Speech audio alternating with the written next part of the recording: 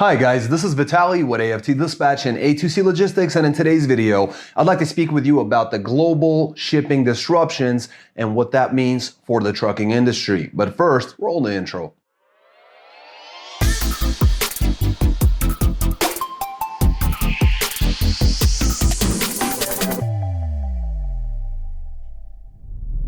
Welcome back. Before we get started, I'd like to ask you to please like the video, be sure you subscribe to the channel and hit the notification bell so you never miss a single release of our videos, where every Friday we're talking about something that could benefit you in your trucking businesses, in your trucking careers, as well as cover the loads we've successfully booked for our customers, consisting of leased and owner operators and carriers operating under their own MC authorities, running under our truck dispatch services. As always, guys, big thank you for all the likes you've provided in all the previous videos. Please do keep them coming, and let's talk about these global shipping disruptions. They are most definitely having an effect in the trucking industry, on the American consumer, on inflation, and many other things. Now, those of you who follow our channel for some time know that I have recently spoken on this topic, and if you listen closely, I actually went against the herd, if you will. I went against the popular opinion of all the analysts with all their fancy charts, graphs, and all the data that they have. We're simple folks around here. We don't have that. Some basic charting,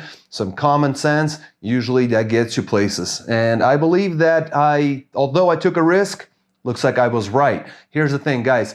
The Red Sea crisis and COVID-19 they might seem like they're years apart, and they are, but ultimately, if you remember, during the COVID pandemic, the peak of that, what happened to the market? What happened to freight rates? What happened to tonnage, volume, all the issues that we were dealing with out in the Pacific Ocean, with all the container ships floating around, the containers floating around, all that stuff. Lots of money was there to be made. The industry expanded rapidly. For quite a bit of time, trucks just kept coming in, and that's where we are today. Ended up with the overcapacity problem that we are still dealing with. They're still normalizing. That will continue to normalize with the months and years to come. Now, where the Red Sea crisis comes from is the idea that we've talked about this in a previous video, and I mentioned that this crisis, it won't be just boom and it's over. This will affect shipping lanes. This will affect the cost of shipping over sea. Now it looks like over air. This will also affect shipping over the road, trucking, right?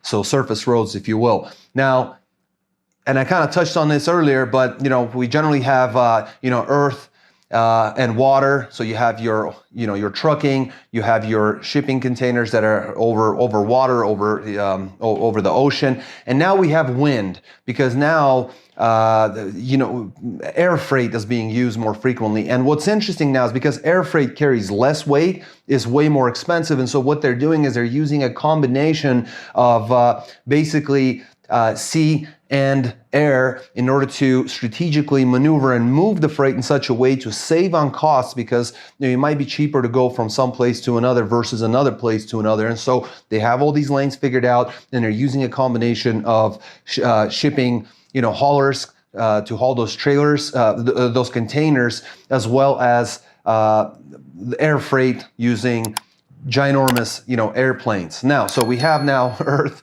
wind, and we're definitely missing the fire, but we got the water as well. Now, the U.S. transportation demand is up. So domestic transportation is up. You're going to see that in the numbers in the second portion of this video. You're going to see that throughout the coming weeks. You are going to see that throughout the coming months. I still, stick to my guns that we're probably not going to see major changes until probably the end of February, beginning of March, but we will see some telltale signs of improvement, which, we'll take it. Now, rates generally do go up when demand rises, and that is something that we are seeing. But also, just like I said in that previous video, fuel costs. You want to keep your eyes on fuel. There's another issue. This is an election year, so fuel is going to be talk of the town. They will do everything they can to keep those numbers down. So I may be wrong there, but I actually do believe that fuel will eventually come back up, especially as rates begin to come up. And also look for regulatory changes. In 2024, I do believe there's going to be a lot more regulatory changes in order to control market conditions, EPA standards, and all sorts of other additional things for truckers to deal with. Generally, don't forget that periodic economic growth And in that fact, in the same breath, contraction as well. So anytime you have periods of economic growth and contraction, generally those bring fluctuations to market rates in the spot market and the contract market as well as diesel. So keep that in mind. Expect increasing freight rates. That should improve, as I think I've made quite clear here, but also expect higher inflation. Now, this inflation will affect everyone, and this inflation will also be a part of what actually drives not only the costs up, but also the cost of, or the pricing to the owner operator, to the carriers, specifically in the spot market. So expect that as well. The good news is that Americans continue spending.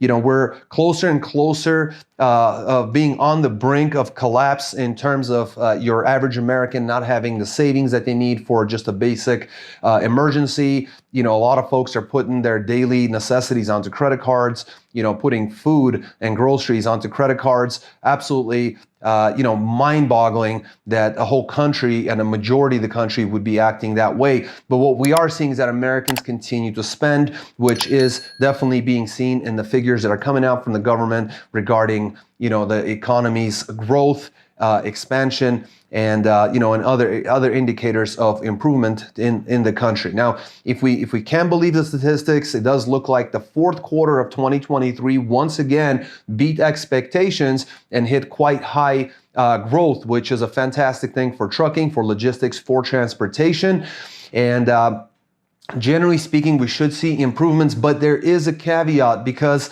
we already have a baseline of inflation, a baseline of higher costs, and people are barely making do. And so an increase in sea and air, freight rate growth, if we see an increase there, it will generally mean that there is a rate growth in trucking as well. However, in today's market conditions, we may just see the opposite. Now, I don't think that's going to happen, but there is a possibility because there is a breaking point to where prices go so high that they're going to have to cut down somewhere, and usually it's going to be lower downstream. And from the 10,000 foot kind of look, if we look at it that way, it's going to be primarily, water and air freight, and trucking is going to come down to be the third one in the roster. Now, however, I will give you this little reminder. Unlike Europe, the United States is built around an interstate system, not the rail system. And so once the product comes to the United States, whether by ship or by air, it will have to be redistributed throughout the entire country, and that's where trucking comes in. So definitely, I would say, expect good things into 2024, and it looks like starting early into the year. Now, we do still have an overcapacity issue, and that might be the one caveat, the one thing that might really slow down this growth, because there are going to be a lot of trucks out there trying to really go for the same slice of pie. So be ready to pivot, be ready to work with your dispatchers, let them take advantage of market improvements, market movements, market changes, because that's what we do best. Guys, would love to hear from you in the comment section below. Please smash the like button, subscribe to the channel if you haven't done so, hit the notification bell. I'm going to switch over to camera. We're going to look over the loads that we book for our customers. The numbers are looking better and better, and I'll see you guys in just a moment. Welcome back. Let's take a look at some of these loads. This week we have a bunch of vans and a reefer. Everyone did extremely well. Some folks made a ton of money in just 5 or 6 days on the road. Others drove extremely efficiently, really took advantage of their hours, put on a ton of miles. Other guys had almost no deadhead. So hats off to every single one of you guys. A fantastic job. Let's start off with Tom in a regular dry van coming out of Minneapolis, Minnesota, going to Mulberry, Florida. It's a 43,000 pound load of liquid fertilizer. This was a non-hazmat load. 1,609 loaded miles, booked at $4,400. Got him $273 a mile. Then out of Mulberry, Florida, 0 deadhead, took a load to Fitzgerald, Georgia, got him out of Florida with a 40,000 pound load of chemical products. It was looks like copper hydroxide, another non-hazmat load, 330 miles, booked at $400, got him $1.21, kind of covered his diesel real quick, in and out. Then out of Fitzgerald, Georgia, 0 deadhead, coming out to Caldwell, Idaho, a much longer run, 42,000 pounds of palletized trailer parts, 2,379 loaded miles, booked at $48.50, got him $204 a mile. Coming out of Georgia, fantastic job, gonna be on the west side. Now he ran Friday to Friday, 7 days on the road, grossed $96.50 on his 4,318 loaded miles, 0 deadhead, did a fantastic job. Got this at an average of 223 per loaded mile. An absolutely outstanding week for this dry van. The dispatcher did a fantastic job planning out these loads, getting the right prices, minimizing deadhead. Almost zero deadhead is what they're telling me. And of course, the driver, Tom, did a great job in regulating, managing his hours. Fantastic job, Tom. Well done. Moving on now to Dan. This was an interesting one because Dan is in a reefer. He took a load out of Pasco, Washington to Garrettson, South Dakota. It's a light load, 20,000 pounds, only 11 pallets of chemical products. Another non-hazmat load, but it was a protect from freeze, so it needed a reefer. 1,348 loaded miles, booked at 3,450. Got him 256 a loaded mile. Then out of Austin, Minnesota to Salem, Oregon, another long run, 33.5 on the weight. Food products, another protect from freeze load. Simple stuff, 1,784 loaded miles, booked at $4,200 on the way back. Got him 235 a loaded mile. Excellent job. Managed to do this in 5 days, running Monday to Saturday, but actually ran for 5 days. Ended up grossing $76.50 on his regular reefer, 3,132 loaded miles, booked at $244 per loaded mile average. Excellent job there, sir. Moving on to, let's take a look. Let's go with Deborah. Deborah's got a regular dry van. She ran from Port Allen, Louisiana, coming out to Mighton, Utah. 44,000 pound load of non-hazmat chemicals, 1,518 loaded miles, booked at $3,800. Got her 250 a loaded mile. Then at a Salt Lake City, Utah, took a 1-pig 2-dropper coming out to Tombwater, Washington, and Centralia, Washington. 1-pig 2 drops, super light load, 9,200 pounds of ATV parts, all-terrain or ATVs, and maybe some parts, stuff like that. But very light load, 9,200 pounds, 848 loaded miles, booked at $2,500 coming out of Salt Lake City. That's $295 a loaded mile, and she calls it, she called it good. It was 6 days on the road on this one. Wednesday to Tuesday, $6,300 in gross, ran 2,366 loaded miles. Did that at an average of $266 per loaded mile. Saved a ton of money on fuel on at least one of those runs, and we'll have a fantastic week next week. Excellent job, Deborah. Let's take a look. Next, we got Tariq. Tariq is coming out in a dry van, coming out of Picayune, Mississippi, coming out to Buford, Georgia with a 42,000 pound load of paint, 477 loaded miles, booked at $1,100. Got him 231 a loaded mile. Then Athens, Georgia to Miles City, Montana with a 44,000 pound load of some sort of geosynthetic products, 1,788 miles, booked at $4,000, got him 224 a mile. Finished off with Billings, Montana, going to Lacey, Washington. It's a 44,000 pound load of food products, 857 miles, booked at $2,250, got him 263 a loaded mile. A week on the road, Tariq ran a fantastic 3,122 loaded miles at $235 per loaded mile average, which got him $73.50 in gross on a regular dry van. Excellent job. Next, very exciting, talk about Bill. Bill's got a dry van coming out of Idaho Falls, Idaho, going to Janesville, Wisconsin. It's under 2,000 pounds, 1,978 pound load, just 4 pallets of product, foodstuffs, and other frozen items. But other than frozen. So I believe it was just because he has a dry van, so just all sorts of food products other than frozen. Anyway, 1,310 loaded miles, booked at $3,200, got him 244 a loaded mile. Then Oakfield, Wisconsin to Jackson, Mississippi with a 42.5 load of canned goods. 894 miles, booked at $2,500, got him 280 a loaded mile. Then Jackson, Mississippi, zero deadhead to Huntington, Texas, or actually Tennessee. It's a 44,000 pound load of metal products.